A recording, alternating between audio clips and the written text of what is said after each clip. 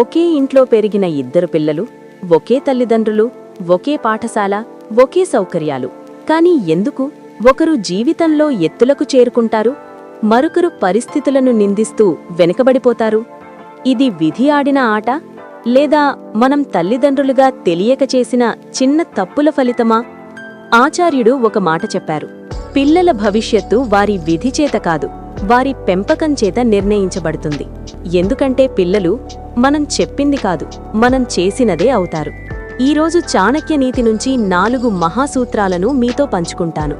ఈ 4 సూత్రాలు పిల్లల ఆలోచనను, ఆత్మవిశ్వాసాన్ని, జీవిత దిశను పూర్తిగా మార్చగలవు. కానీ జాగ్రత్త, వాటిలో ఒకటి నేటి 90% తల్లిదండ్రులు తెలియకుండానే చేసే అతి పెద్ద తప్పు. మీ బిడ్డ బాధితుడిగా కాకుండా పరిస్థితుల సృష్టికర్తగా మారాలంటే ఈ వీడియోను చివరి వరకు వినండి. ప్రారంభిద్దాం. 1. క్రమశిక్షణ. Discipline is Destiny's foundation. తల్లిదండ్రులు చేసే మొదటి మరియు అతిపెద్ద తప్పు స్వేచ్ఛ పేరుతో క్రమశిక్షణను వదిలేయడం. చాణక్యుడంటాడు, క్రమశిక్షణ లేని జ్ఞానం విధ్వంసానికి దారితీస్తుంది.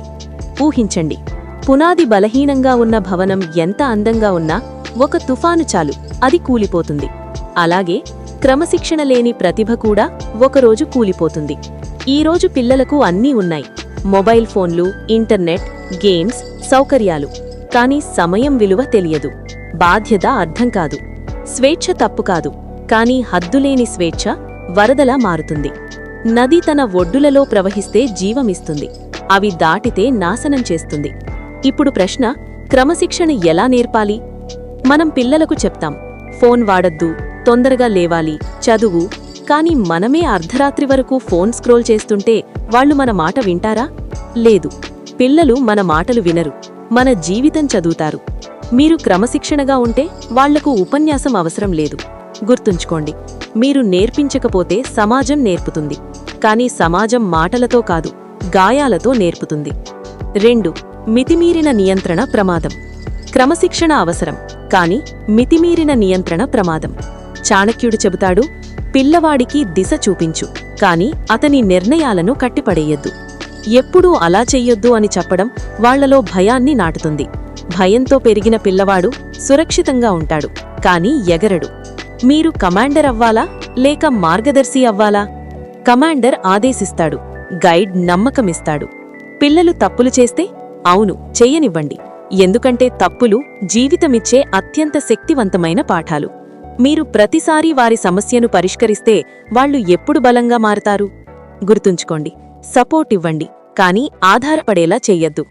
3. వ్యక్తిత్వం. Character over success. నేటి ప్రపంచం పిల్లలకు విజయం నేర్పుతుంది, కానీ వ్యక్తిత్వం కాదు. చాణక్యుడు చెప్పాడు, పాత్రలేని విజయం ఇసుక కోట. బయటనుంచి అందంగా ఉంటుంది, కానీ శాశ్వతం కాదు. పిల్లలకు ఒక విషయం నేర్పాలి: ప్రతి కర్మకు ఫలితముంటుంది. ఎవరూ చూడకపోయినా నిజం నిజంగానే ఉంటుంది. భయం వల్ల మంచివాడిగా మారద్దు, నైతిక విశ్వాసం వల్ల మంచివాడిగా మారాలి. మీరు అబద్ధం చెబితే వాళ్లు నిజం నేర్చుకోరు. మీరు గౌరవిస్తే వాళ్లు గౌరవించడం నేర్చుకుంటారు. వ్యక్తిత్వం మాటలతో కాదు, ప్రవర్తనతో నేర్పాలి. 4. ప్రేరణ. Inspiration through example. విద్య ఇవ్వవచ్చు, కానీ ప్రేరణను నాటాలి. పిల్లలు చదవాలని మీరు కోరుకుంటే మీరు నేర్చుకోవాలి. వాళ్లు కష్టపడాలని కోరుకుంటే మీరు పోరాడాలి. ప్రేరణ ఉపన్యాసాల నుంచి రాదు, జీవించే ఉదాహరణ నుంచి వస్తుంది. మీరు తప్పు చేసి క్షమాపణ చెబితే వాళ్లు వినయాన్ని నేర్చుకుంటారు. మీరు పడిపోయి లేచినప్పుడు వాళ్లు ధైర్యాన్ని నేర్చుకుంటారు. మీరు సహాయం చేసినప్పుడు వాళ్లు కరుణను నేర్చుకుంటారు. ఈరోజు అతి ప్రేమ పిల్లవాడిని పెళుసుగా చేస్తుంది, అతి భయం వాళ్లను తిరుగుబాటుదారులుగా చేస్తుంది. సమతుల్యతే నిజమైన పేరెంటింగ్. ప్రేమతో హృదయాన్ని గెలుచుకోండి, క్రమశిక్షణతో మనస్సును తీర్చిదిద్దండి, నమ్మకంతో ఆత్మను బలోపేతం చేయండి. గుర్తుంచుకోండి, మీ బిడ్డ మీ మాటలు కాదు, మీ నీడ. మీరు ఎలా ఉంటారో వాళ్లు అలాగే అవుతారు. ఈరోజు మీరు క్రమశిక్షణగా ఉంటే రేపు వాళ్లు ధైర్యంగా ఉంటారు. ఈరోజు మీరు నిజాయితీగా ఉంటే రేపు వాళ్లు అచంచలంగా ఉంటారు.